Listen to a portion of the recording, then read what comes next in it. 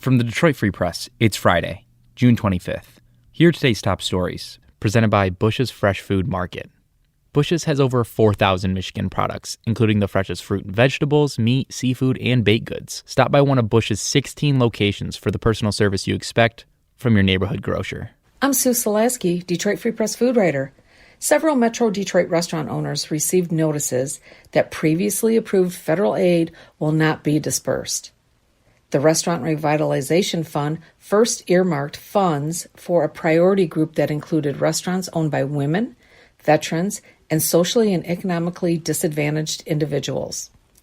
Matt Buscard, the owner of 5 Bobcat Bonnie locations in Metro Detroit, was told more than a month ago that the funds were approved and on the way.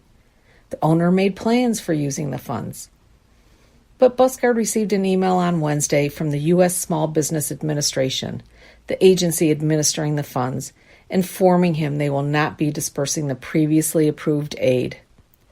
The flow of funds was first halted 2 weeks ago due to lawsuits filed by restaurants in Tennessee and Texas who argued giving priority to the prioritized group was unconstitutional.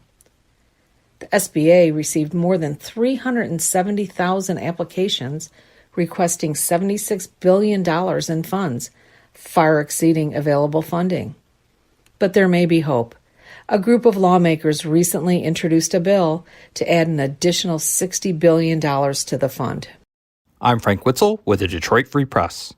Artwork valued at more than $100,000 and stolen from a Grosse Pointe collector who had devoted decades of her life as an auxiliary board member at the Detroit Institute of Art has been returned to her estate. And the 5-year-old case, which authorities are calling rare and complicated, now has a happy ending. Sort of. No arrests have been made, agents are still looking for other pieces, and the artwork collector, Ann Spivak, is no longer alive. But federal and law enforcement officials said they hope the artwork's return offers the Spivak family some measure of justice. Acting U.S. Attorney said crimes such as home invasion and robbery targeting the elderly and vulnerable are among the most despicable, and praised the FBI and Grosse Pointe Police Department for their efforts to address them. The case was first reported in 2017, the same year Spivak died, after many pieces of art were stolen from her. In her final days, she was in her mid-80s and unable to leave her bed. FBI agents in Buffalo and Brooklyn recovered pieces from galleries there, and investigators are seeking the public's help to identify all parties associated with the initial theft. I'm Susan Tompor, and I'm a columnist at the Detroit Free Press. A big push will take place in the next few weeks to get monthly checks to low-income families who don't normally need to file tax returns. The expanded child tax credit payments will start being sent out monthly around July 15th and then be sent each month, again around the 15th, through December. It's estimated that nearly 20,000 children in Detroit can be lifted out of poverty if every eligible family takes advantage of the expanded child tax credit. Checks can be up to $250 a month or up to $300 a month per child, depending on the child's age and the family's income. In Detroit, the Internal Revenue Service will open its Taxpayer Assistance Center at 500 Woodward on Saturday and again on July 10th from 10 a.m. to 7 p.m. to help eligible taxpayers sign up for the advanced child tax credit. The events are specifically for families who don't normally file a return or haven't done so yet. IRS employees will help people prepare and file their 2020 tax returns on these 2 days. The IRS stresses that this is the only service that will be provided during these events. Service will be offered on those days on a walk-in basis. Other community groups will be holding outreach events too.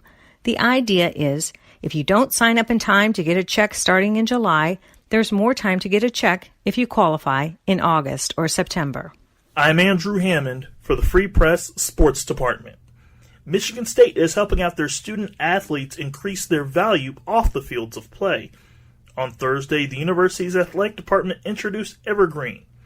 It focuses on the 4 pillars for student athletes to maximize their earning potential: brand, empower, educate, and innovate. Michigan State joins a handful of schools, including Wisconsin, as they jump out in front of the upcoming July 1st NIL ruling, where college athletes will be able to benefit off their name, likeness, and image. Our goal is to provide our student athletes the tools for success, Bill Beekman said in a statement, on the field of competition, inside the classroom, and beyond MSU. For more stories from the Detroit Free Press, be sure to check out freep.com. That's FREEP.com. If you're a fan and want to support our quality local journalism, subscribe. Go to freep.com/special offer.